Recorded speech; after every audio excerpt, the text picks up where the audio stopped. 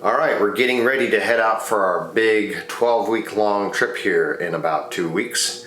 And so I'm working on getting everything ready regarding the security. So right now we're gonna look at putting our own homemade locking straps for the batteries. So we're gonna go out and get the straps made. All right, so today I looked at several ways of locking your battery in place. I didn't really like anything I saw. So I am going to just use a piece of metal, the kind that you buy from the hardware store that has the holes in it. I ended up having to order it from Home Depot because no local hardware store had it. And so what we're going to do is put metal straps that go around here and then put a lock. So I've got the lock. I decided to put the lock right here. When we clip it together, that'll fairly keep it out of dirt's way. Might be a little hard for them to use a hammer to get in here. The thing is, I've looked at those ones that you can put around the whole battery, but there's not a whole lot of room to put one of those here.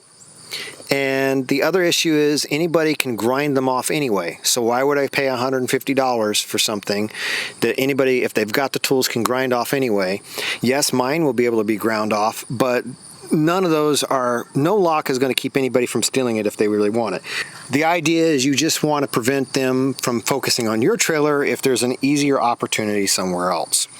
So I decided to just spend 20 bucks for my straps, 16 bucks or so for the locks. I'm going to have 2 locks with matching keys, and that's my solution. So let's go out back here where I've already made one, and we'll have Chris make the other.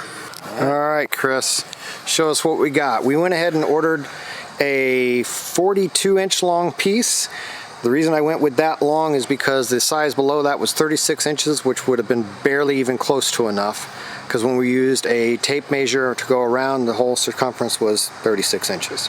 So this was the next size up, and being as I went ahead and ran it through and already got our bends in, Chris is going to just count the holes to determine where he needs to make each bend on the new one.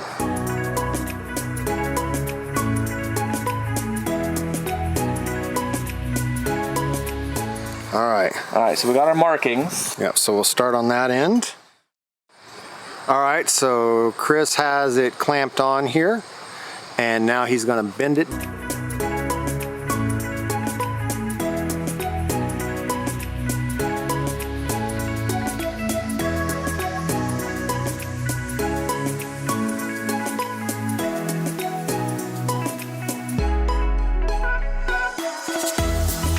So here it is. This is the first one I made, and I'm not going to bother giving you dimensions because everybody's battery compartment is going to be a little different how they have to mount it. So you can see that this will basically connect here like this over the battery box and lock.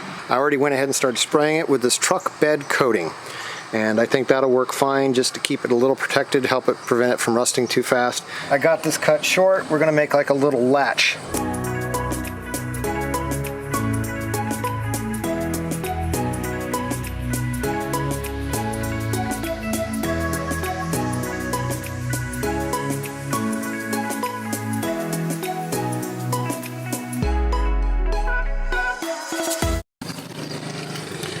So that leaves me with making one more little clamp, taking it out back, painting it, letting it dry, and then the next shot you're going to see it on the trailer finished.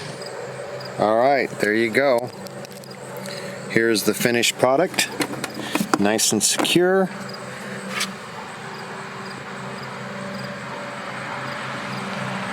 We'll get the job done.